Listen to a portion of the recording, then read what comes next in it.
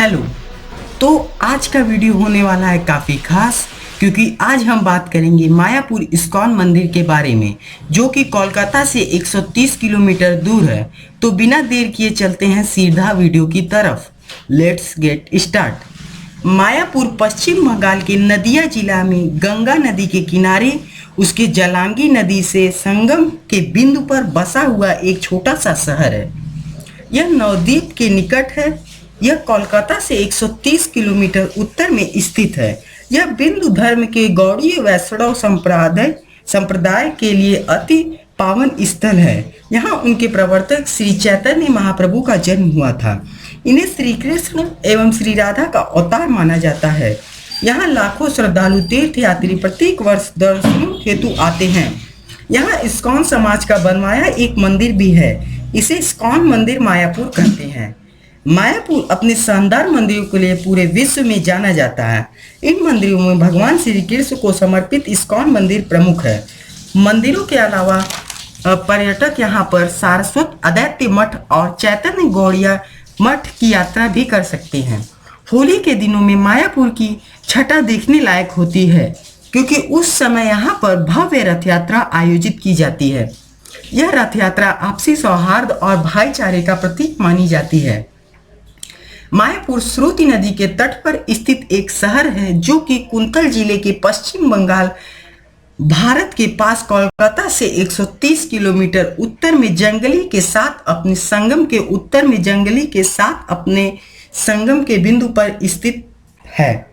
ISKCON का मुख्यालय मायापुर में स्थित है और इसे हिंदू धर्म के भीतर कई अन्य परंपराओं द्वारा एक पवित्र स्थान माना जाता है, क्योंकि इसे इस्कॉन के सदस्यों द्वारा भगवान श्री चैतन्य महाप्रभु के जन्म स्थान के रूप में माना जाता है, जो अपने सुनहरे रंग के कारण श्रुति के रूप में भी जाना जाता है।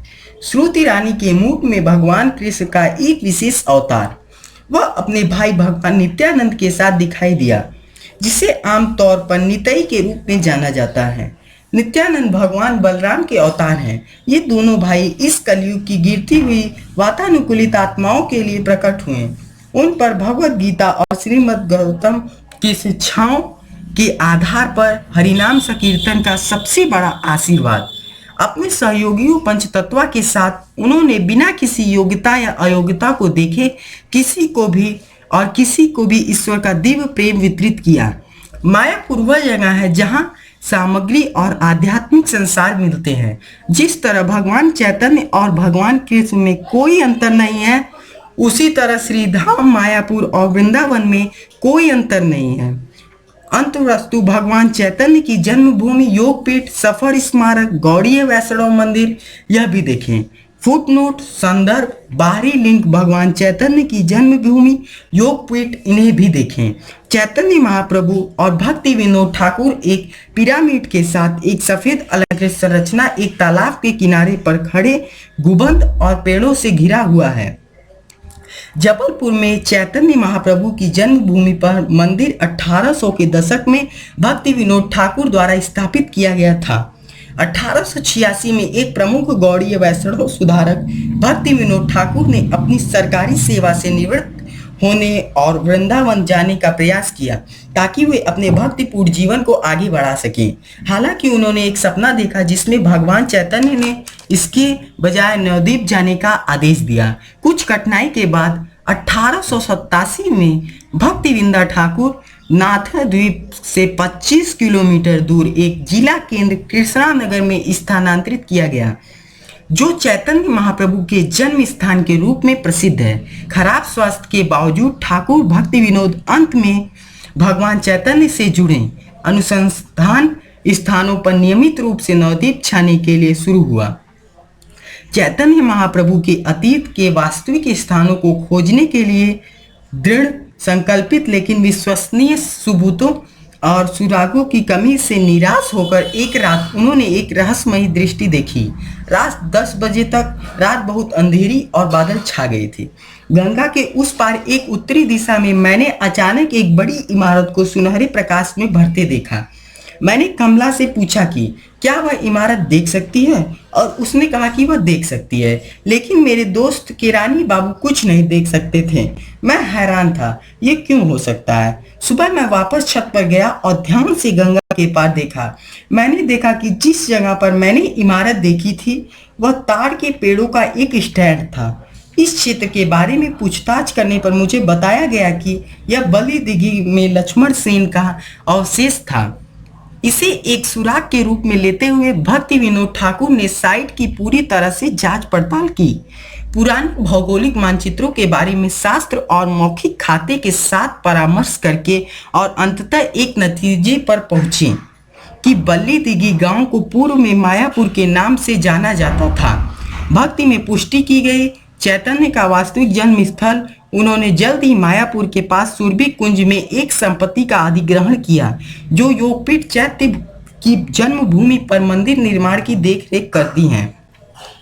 इस उद्देश्य के लिए उन्होंने सज्जाना सानी और विशेष समारोहों के साथ साथ व्यक्तिगत परिचितों, बंगाल और उससे आगे के लोगों के बीच एक बड़े बड़े पैमाने पर सफल धन उगाने के प्रयास का आयोजन किया। प्रख्यात बंगाली पत्रकार सतीर कुमार घोष खोज के लिए ठाकुर भक्ति विनोद की सराहना की और उन्हें सातवें गोस्वामी के रूप में सम्मानित किया। 6 गोस्वामियों प्रसिद्ध मध्ययुगीन गौड़ीय वैष्णव तपस्वियों और चैतन्य महाप्रभु के करीबी सहयोगियों के संदर्भ में, जिन्होंने स्कूल में कई ग्रंथों के लेखक भगवान श्री कृष्ण के अतीत के स्थानों की खोज की थी। वृंदावन यात्रा, मायापुर में जलंगी नदी को पार करना, मायापुर तक नाव से पहुंचा जा सकता है और आमतौर पर ट्रेन बस द्वारा इस्कॉन मायापुर यात्रा सेवाएं गौरांग ट्रैवल्स सुरक्षित और आरामदायक यात्रा के लिए आगंतुक की आवश्यकता के अनुसार पूर्व बुकिंग पर कार और बसें प्रदान करती है।